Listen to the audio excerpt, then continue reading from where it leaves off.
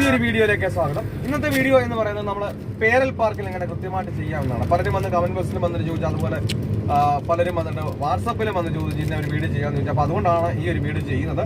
നിങ്ങൾക്കും ഇതുപോലെ രണ്ട് വാഹനങ്ങളുടെ ഇടയിൽ എങ്ങനെ കൃത്യമായിട്ടൊരു വാഹനം പാർക്ക് ചെയ്യാം കൃത്യമായിട്ട് അറിയില്ല എന്നുണ്ടെങ്കിൽ നിങ്ങൾ ഈ ഒരു വീഡിയോ സ്കിപ്പ് ചെയ്യാതെ കാണുക. അതുപോലെ നിങ്ങൾക്ക് ഈ വീഡിയോ യൂസ്ഫുള്ളായി നിങ്ങൾക്ക് ഉപകാരപ്പെട്ടു എങ്കിൽ നിങ്ങൾ മറ്റുള്ളവരിലേക്കൊന്ന് ഷെയർ ചെയ്ത് കൊടുക്കുക. നമുക്കൊരു ഷെയറിംഗ് ആണെന്നുള്ളൂ. ഇതുപോലെ പലരും ലൈസൻസ് എടുത്ത് വെച്ച് വാഹനം വീട്ടിലുണ്ടായിട്ടും പേടിച്ചിരിക്കുന്ന പലരും ഉണ്ട്. അപ്പോൾ അങ്ങനെയുള്ളവർക്കൊക്കെ ഈ ഒരു വീഡിയോ യൂസ്ഫുൾ ആണെങ്കിൽ നമുക്കൊരു ഷെയറിംഗ് ആണ്, ഒന്ന് ഷെയർ ചെയ്ത് കൊടുക്കുക. എന്തായാലും നമുക്ക് നേരെ വീഡിയോയിലേക്ക് പോകാം. വീഡിയോയിലേക്ക് കിടക്കുന്ന ഒരു കാര്യം കൂടി ഉണ്ട്. ഈ വീഡിയോ ഒക്കെ കണ്ടപ്പോൾ നല്ലൊരു കോൺഫിഡൻറ്റ് കിട്ടി. പക്ഷെങ്കിൽ തനി എടുക്കാനൊരു പേടി. അങ്ങനെയുള്ളവരാണെന്ന് എന്നെ കോൺടാക്ട് ചെയ്താൽ നിങ്ങൾ കേരളത്തിൻ്റെ ഏത് ജില്ലയിലായിരുന്നാലും നിങ്ങളുടെ സ്വന്തം വാഹനത്തിൽ വന്ന് ഞാൻ പ്രാക്ടീസ് നൽകുന്നുണ്ട്.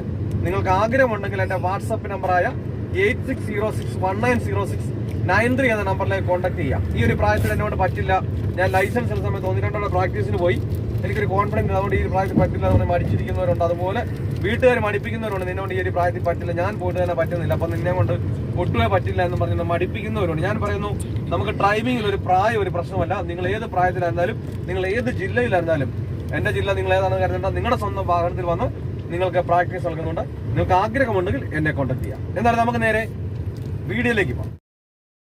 അതായത് നമ്മളിപ്പോൾ വണ്ടി കൊണ്ട് വരുമ്പോൾ നമ്മുടെ സൈഡ് ചേർന്ന് തന്നെ വരുന്നു, കണ്ടില്ലേ? സൈഡ് തന്നെ ചേർന്ന് വരുന്നു. നമ്മുടെ പാർക്ക് ചെയ്യേണ്ടത് ഇവിടെയാണ്. ഇത് കണ്ടില്ലേ? അവിടെയാണ് പാർക്ക് ചെയ്യേണ്ടത്. അപ്പോൾ അവന് ആ രണ്ട് വണ്ടിയുടെ ഇടയിലാണ് പാർക്ക് ചെയ്യേണ്ടത്. അപ്പോൾ നമ്മൾ എന്ത് ചെയ്യണം?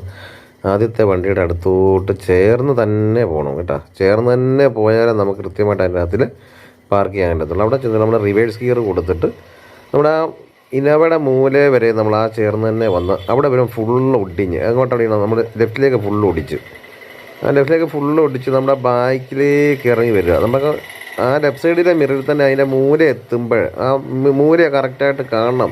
ആ സമയമാകുമ്പോൾ എന്ത് ചെയ്യുക? നമ്മൾ നേരെ തിരിച്ച് പിടിക്കുന്നു, റൈറ്റിലേക്ക് തിരിച്ച് പിടിച്ച് നേരെ ബാക്കി എത്തുന്നിടം വരെ ബാക്കിലേക്ക് വരിക. അതിനുശേഷം എന്ത് ചെയ്യുക? അവിടെ നിർത്തി ഫസ്റ്റ് ഗിയർ കൊടുത്തിട്ട് നേരെ വീണ്ടും നമ്മൾ ലെഫ്റ്റിലേക്കാക്കി മുന്നോട്ടെടുക്കണം. അതായത് നമ്മളിപ്പോൾ ഇവിടെ നേരെ വന്നു അവിടെ നിർത്തിയതിന് ശേഷം റിവേഴ്സ് ഗിയർ കൊടുത്തു ഫുള്ള് നമ്മൾ ലെഫ്റ്റിലേക്ക് തിരിച്ചു, ബാക്കിലേക്ക് ഇറങ്ങുന്നു. ലെഫ്റ്റിലെ മുറിയിൽ തന്നെ നോക്കി വേണം ഇറങ്ങാൻ.